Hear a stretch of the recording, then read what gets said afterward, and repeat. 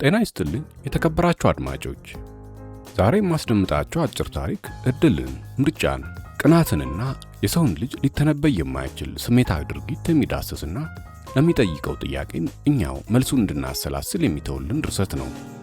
እንደምትወዱት ተስፋ አደርጋለሁ። እንደተለመደው ቪዲዮውን ላይክ በማድረግ ሼር፣ ኮሜንትና ሰብስክራይብ በማድረግ አበረታቱኝ። ወደ ትረካው እናልፋለን።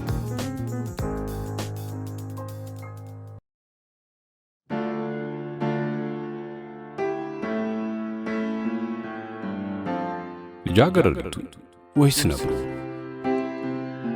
ደራሲ ፍራንክ አር ስቶክተን፣ ተርጓሚ ሌሊሳ ግርማ። በ2016 ዓ.ም ከታተመው ደማቆቹ የትርጉም ሥራዎች መድብል የተገኘ።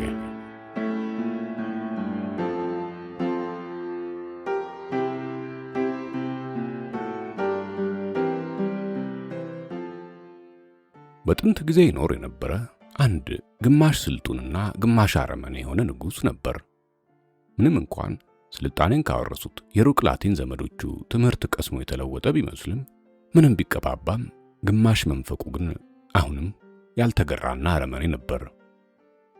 ንጉሡ በስሜታዊ ህልም የተሞላ አይነት ሰው ነው። ከዚህም ጋር ማንም ሊቋቋመው የማይችል ስልጣን ስላለው ልዩ ልዩ ህልሞቹን ወደ መሬት አውርዶ የማሳካት አቅም ነበረው። ብቻውን ከራሱ ጋር ተወያይቶ በመወሰን የሚወዳደረው አይገኝም ነበር እና በራሱ የወሰነውን ማንኛውንም ነገር ማከናወኑ አይቀርም። የሀገራዊውና የፖለቲካው ጉዳይ በመደበኛ አቅጣጫ በሚጓዝበት ጊዜ ንጉሡ የተረጋጋና ተለሳላሽ ይሆናል። ነገር ግን አንዳች እንከን ከተገኘ ወይንም ንጉሣዊ ምህዋሩ በሆነ መንገድ የሳተ ሲመስለው የበለጠ ደስተኛ፣ የተነቃቃ ይሆናል።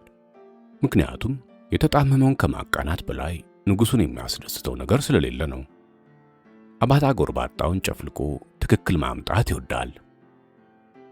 ከሌሎች ሀገራት ከቀሰማቸውና አረመኔነቱን የስልጣኔ ሽፋን ካለበሰባቸው አረዳዶቹ መሃል ሕዝብን የመሰብሰቢያ ስታዲየም አንደኛው ነው። በዚህ ሕዝብን መሰብሰቢያ የስፖርት ሜዳ አማካኝነት ጀግንነትንና የአውሬያዊ ጭካኔን አቅም ገልጦ ለተመልካቹ በማሳየት የሕዝብ አእምሮ እየጠራና እየታነጸ ይመጣል ብሎ ይገምታል። ነገር ግን በዚህ ግምቱ ላይም ቢሆን ስሜታዊና አረመኔያዊ ዝንባሌው ነው የሚጋለጠው። ንጉሡ ስታዲየሙን ያስገነባው መስዋዕት የሚሆኑት ተፋላሚዎች በሚያሰሙት የመጨረሻ የለቅሶ ሮሮ አማካኝነት ሕዝቡ እንዲዝናና ወይንም በሃይማኖታዊ ሰማዕታትና በአንበሳው መንጋጋ መሃል በተካሄደው ፍጭት ምን አይነት ፋይዳ ተገኘ የሚል ትምህርት እንዲቀስሙ ለማድረግ አይደለም። ዋና ዓላማው የሕዝቡን የአስተሳሰብ አቅም ማጎልበት፣ ይህንንም ማስፋፋት እና ማላመድ ነው። ትልቁ የትርኢት ሜዳ ለዚሁ ዓላማ በታቀዱ የመመልከቻ ሰገነቶች የተከበበ ሲሆን አንድ ድብቅ የመተላለፊያ ዋሻም ጭምር የያዘ ነው።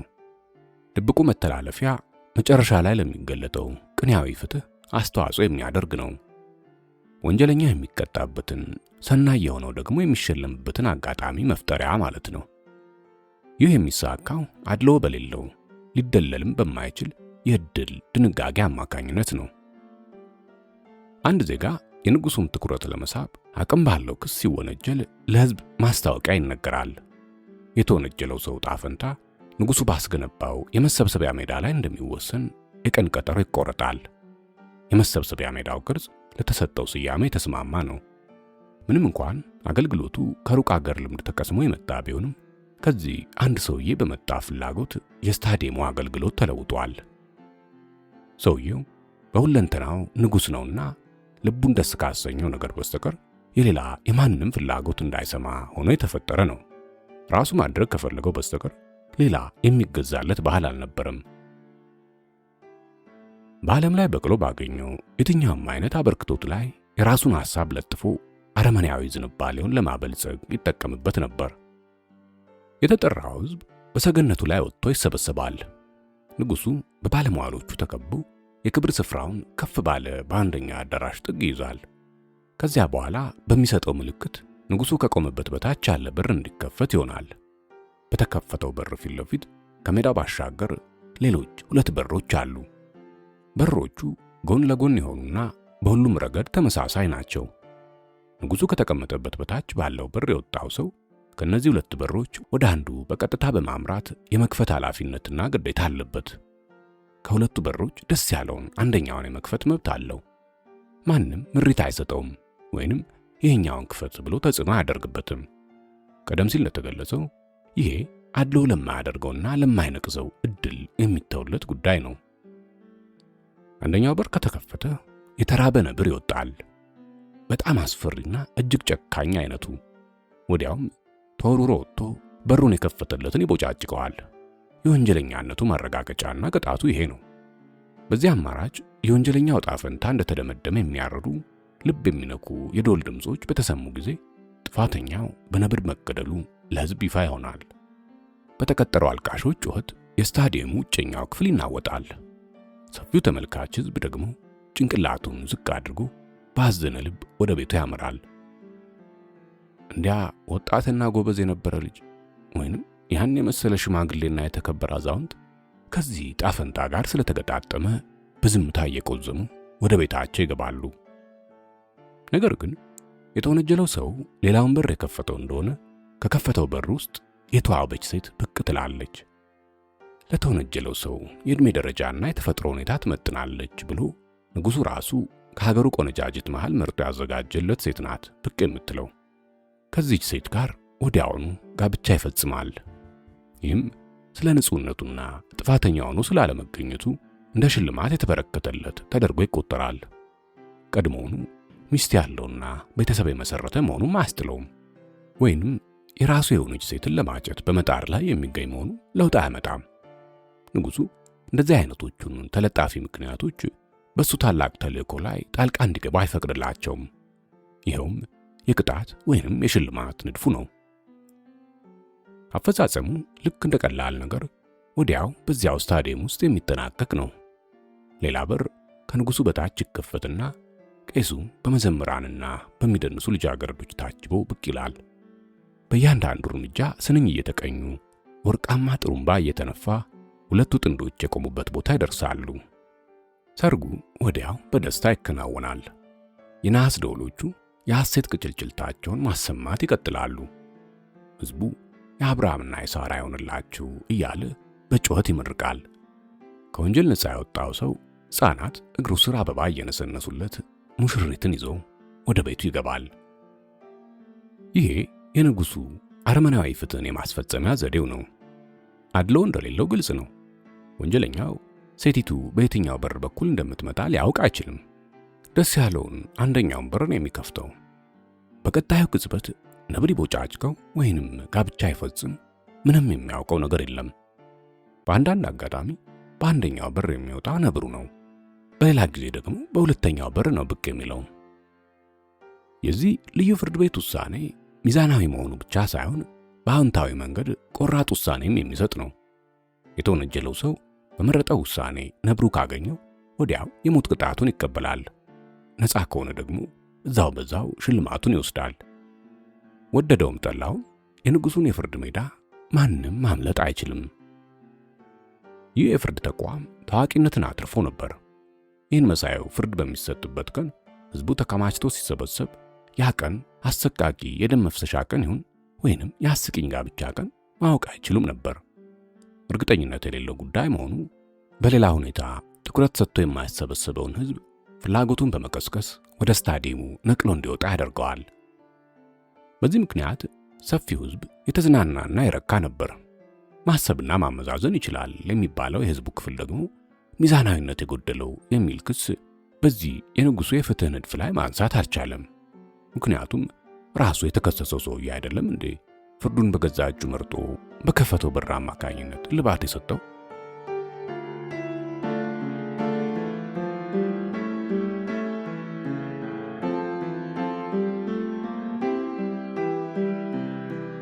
ይሄ ግማሽ አረመኔያዊ ንጉሥ ከተዋቡ ስሜታዊ ሐሳቦቹ እኩል በማበብ ላይ የነበረች ሴት ልጅ ነበረችው።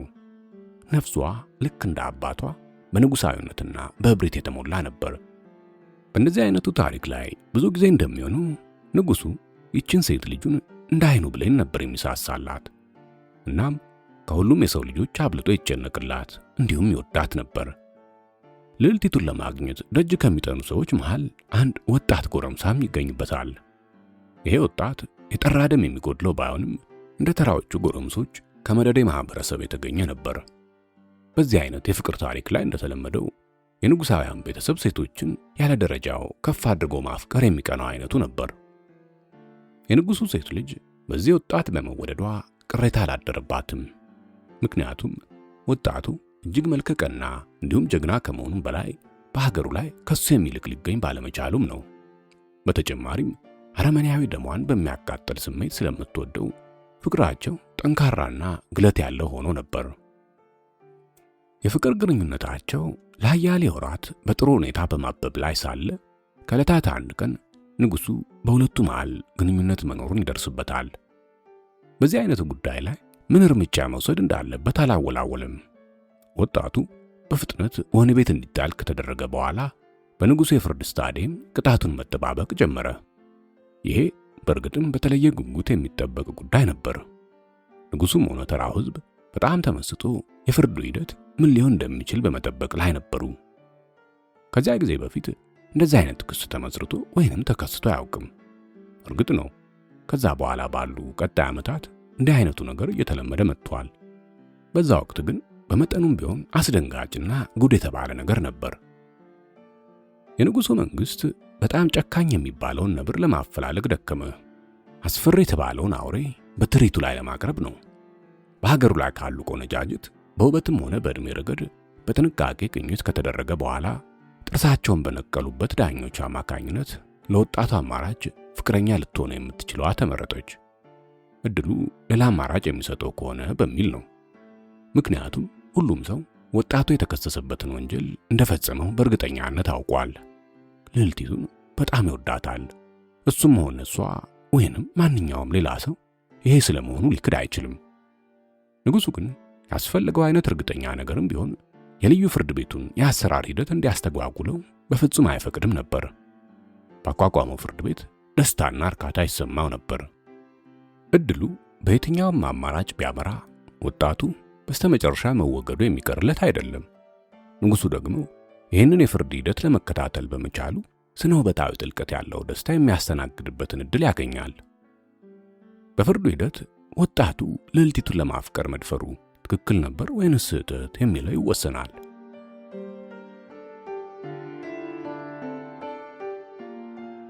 የቀጠሮው ቀን ደረሰ። ከሩቅና ከቅርብ ሰዎች ተሰብስበው የስታዲየሙን ታላላቅ ሰገነቶች አጥለቀለቁ። ወደ ግቢው መግባት ያልቻሉት ደግሞ በስታዲየሙ ግንብ ዙሪያ ተከማቹ። ንጉሱና ባለሟሎቹ በስፍራቸው ላይ ናቸው። ከሁለቱ ጥንድ በሮች ትይዩ። እነዛ ሕይወትን አጥፊ በሮች በአስፈሪነታቸው ሁለቱም ተመሳሳይ። ሁሉም ዝግጁ ነበር። ምልክት ተሰጠ። ከንጉሱ አጀብ በታች ያለው በር ተከፈተ እና የልዕልቲቱ አፍቃሪ የሆነው ወጣት ወደ ሜዳው ገባ። ቁመቱ ረጅም፣ መልከቀና ጀግና። ገና ብቅ ከማለቱ ዝግ ባለ አድናቆትና የጭንቀት ትንፋሽ አቀባበል ተደረገለት። ግማሹ ተመልካች እንደዚህ አይነት ወጣት በመካከላቸው ይኖር እንደነበር እስከዚያ ድረስ የማያውቁ ናቸው። ልዕልቲቱ በፍቅር መያዟ የሚደንቅ አይደለም። በዚያ ሁኔታ እዚያ ቦታ መገኘቱ ግን እንዴት የሚያስደነግጥ ነገር ነው። ወጣቱ ወደ ስታዲየሙ በመዝለቅ ላይ ሳለ እንደ ልማዱ ወደ ንጉሱ አቅጣጫ ዞሮ እጅ ነሳ። ነገር ግን ያሳስበው የንጉሱ ጉዳይ አይደለም። አይኖቹ ከአባቷ በስተቀኝ በተቀመጠችው በልዕልቲቷ ላይ ነበሩ። በደሟ ውስጥ ባለ አረመኔነቷ ምክንያት ባይሆን ኖሮ በዛ ቦታ ላይ በዛ ቀን መገኘት አልነበረባትም። ነገር ግን የጋለ ስሜት ያለው ነፍሷ በጣም በጉጉት ሲጠበቅ የከረመው ትርኢት ላይ አለመታደምን አይፈቅድላትም። ውሳኔው ከተላለፈበት ቀን አንስቶ ማለትም ፍቅረኛዋ በንጉሱ ፍርድ ቤት ዕጣ ፈንታ ይወሰናል ከተባለ በኋላ ቀንና ሌሊት ሌላ ነገርን አስባ አታውቅም። ያንን ታላቅ ቀንና ከዛ ጋር ተያይዘው ስለሚመጡ ጉዳዮች ብቻ ነበር ስትጨነቅ የከረመችው።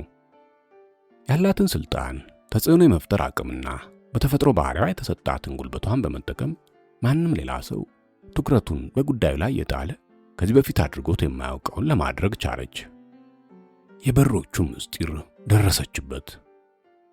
ከሁለቱ በሮች ጀርባ ባሉት ክፍሎች ውስጥ ምን ተቀምጦ እንደሚጠብቅ ማወቅ ቻለች። በየትኛው ክፍል ባለው በር ነብሩ፣ በየትኛው በር ደግሞ ልጃገረዲቷ እንደምትጠብቅ። እነዚያ ወፍራም በሮች በውስጥ በኩል በቆዳ መጋረጃ የተከለሉ ናቸው። ምንም አይነት ድምፅም ሆነ ሌላ ጥቆማ በሩን ለመክፈት ለመጣው ሰው ማስተላለፍ አይቻልም። ነገር ግን የወርቅ የመግዛት አቅምና የሴት ልጅ ቁርጠኝነት ብልሃት አንድ ላይ ተደምረው ምስጢሩ ለልዕልቲቱ እንዲደርሳት ሆነ። ልጃገረዲቷ በየትኛው በር ተቀምጣ እንደምትጠብቅ ብቻ ሳይሆን ፊቷ እያንጸባረቀና እየተሽኮረመመች የምትጠብቀው ልጃገረድ ማን እንደሆነች ራሱ ልትደርስበት ቻለች። ከመኳንንቱ ዘር የሆነች በውበትም በልከኝነትም ወደር የሌላት ልጃገረድ ናት። ወንጀለኛ ተብሎ ለተከሰሰው ወጣት እንደ ሽልማት የተዘጋጀችለት። በማዕረግ ደረጃ ከሱ በጣም ርቃ ያለችው ልዕልት በመመኘቱ ከተወነጀለበት ክስ ነፃ ቢወጣ የምትበረከትለት እቺ ልጃገረድ ናት። ልዕልቲቷ ደግሞ እችን ሴት እጅግ አብዝታ ትጠላታለች። ብዙ ጊዜ እሷ ያፈቀረችውን ይህንን ወጣት በቀላዋጭ ዓይኗ ስታጠና ደርሳባት ታውቃለች፣ ወይንም የምታጠናባት ይመስላታል። አንዳንዴ በግምታዊ እይቷ ወጣቱን ልብ ብሎ ምላሽ ሲሰጥ ያስተዋለች ይመስላታል። አልፎ አልፎ አብረው ቆመው ሲያወሩ አይታቸዋለች። አንዴ ወይም ሁለቴ ብቻ ነው ያየቻቸው፣ ግን በአጭር ቅጽበት ብዙ መባባል ይችላሉ። ዝም ብሎ ተራ በሆነ ነገር ላይ ሊሆን ይችላል ያወሩት፣ ግን እሷ ስለምን እንዳወሩ እንዴት ማወቅ ትችላለች? ልጃገረዲቷ እጅግ ውብ ናት፣ ግን ልዕልቲቷ ባፈቀረችው ወንድ ላይ ዓይኗን ለመትከል ደፍራለች። እናም በረጅም የዘር ሐረግ ውርርስ ከአረመኔ ቅድመ አያቶቿ በኩል የቀዳችው የጭካኔ ደም ልጃገረዲቷን አጥብቃ እንድትጠላት አደረጋት። ያቺን ከበሩ ጀርባ እየተሽኮረመመችና እየተንቀጠቀጠች ወጣቱን የምትጠብቀዋል ልጃገረድ። ስታዲየሙ መሃል ወጣቱ ቆሞ ወደ እሷ ሲመለከት ከልዕልቲቷ ጋር ዓይን ለዓይን ተገጣጠሙ። በዙሪያ ካሉት በጉጉት ከሚጠብቁ ፊቶች ሁሉ የልዕልቲቷ የገረጣ ነበር። ነፍሳቸው በፍቅር አንድ ሆኖ የተቆራኘ ሰዎች ብቻ መናበብ በሚችሉበት ቅልጥፍና በየትኛው በር ነብሩ፣ በየትኛው ደግሞ ልጃገረዲቱ እንዳለች ልዕልቲቱ እንደምታውቅ ወጣቱ ወዲያው አነበበ። እንድታውቅ ይጠብቅ ነበር። ተፈጥሯን መረዳት ይችላል። ይህንም ምስጢር እስካላወቀች ድረስ እረፍት አግኝታ እንደማትቀመጥ እርግጠኛ ነበር። ይህ ምስጢር በንጉሱ ቀሚስ ስር ሁሌ ተወሽቀው ለሚንቀሳቀሱት እንኳን የተሸሸገ ጉዳይ ነው፣ ለንጉሱም ጭምር። ወጣቱ ልጅ ያለው ብቸኛው የዋስትና ተስፋ ልዕልቲቱ እንቆቅልሹን ምስጢር ፈታ መምጣት በመቻሏ ላይ የተወሰነ ነው። ስለዚህ ቀና ብሎ ወደ ልዕልቲቷ ሲመለከት ስኬታማ መሆኗን አወቀ። በውስጡ ስኬታማ እንደምትሆን ያምን እንደነበረው እንደዛው በእርግጥም ሆኗል። ከዛ በማስከተል በቀልጣፋ እይታው ይህን ጥያቄ አቀረበላት። የትኛው በር ነው? ጥያቄው ልክ ድምፁን ከፍ አድርጎ ተጣርቶ የጠየቃት ያህል ግልጥ ነበር። አንዲት ቅጽበት እንኳን መባከን የለባትም። ጥያቄው በተኩሱ ፍጥነት ነው የቀረበላት። በሌላ ተኩሱ ፍጥነት መመለስ አለባት። ቀኝ እጇ መከዳ ባለው የግንቡ ከለላ ላይ አርፏል። እጇን አነሳች። በቀልጣፋ እንቅስቃሴ ጠቆመች ወደ ቀኝ አቅጣጫ። ከፍቅረኛዋ በስተቀር ሌላ ማንም ሰው አላያትም። ከፍቅረኛዋ በስተቀር የሁሉም ሰው ዓይን በስቴዲየም ውስጥ በቆመው ወጣት ላይ ተተክሎ ነበር።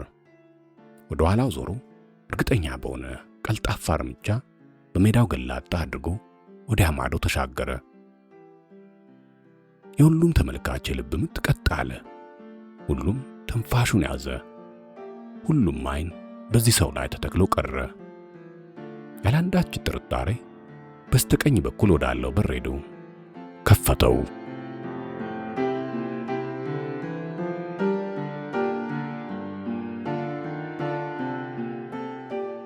እንግዲህ የዚህ ታሪክ ዋና ነጥብ ይሄ ነው።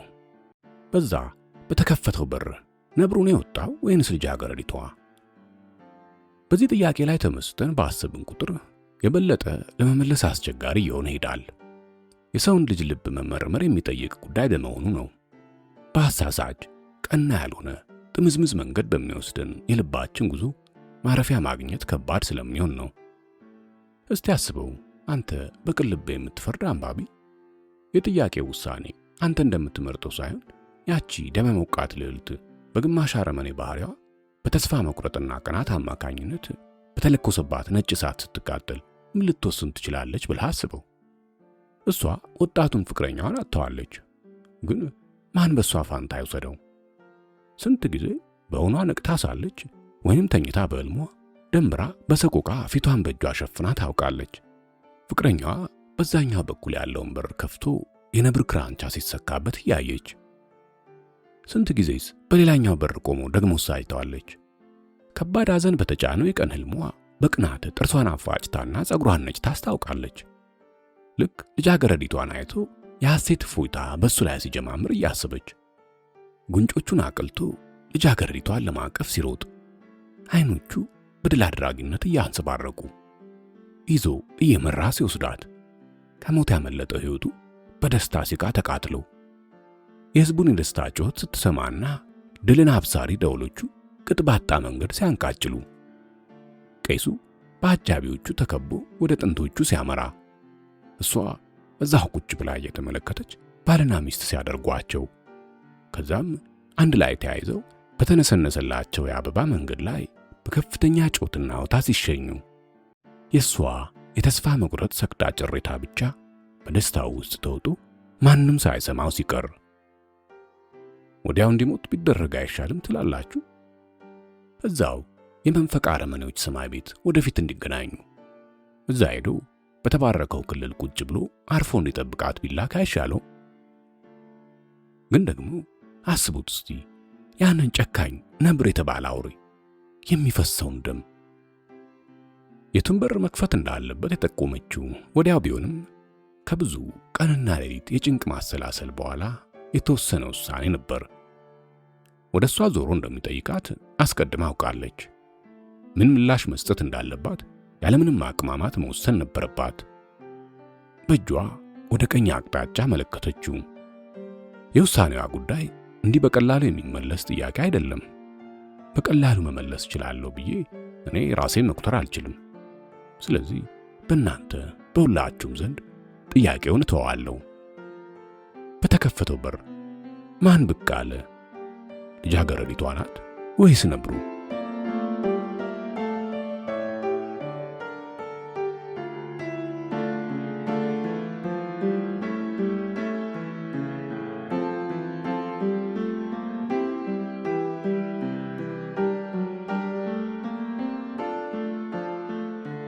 ስላዳመጣችሁ ከልብ አመሰግናለሁ። አዘጋጅቼ ያቀረብኩላችሁ አድማስ ነበርኩ። በቀጣይ ትረካ እስከምንገናኝ መልካም ጊዜ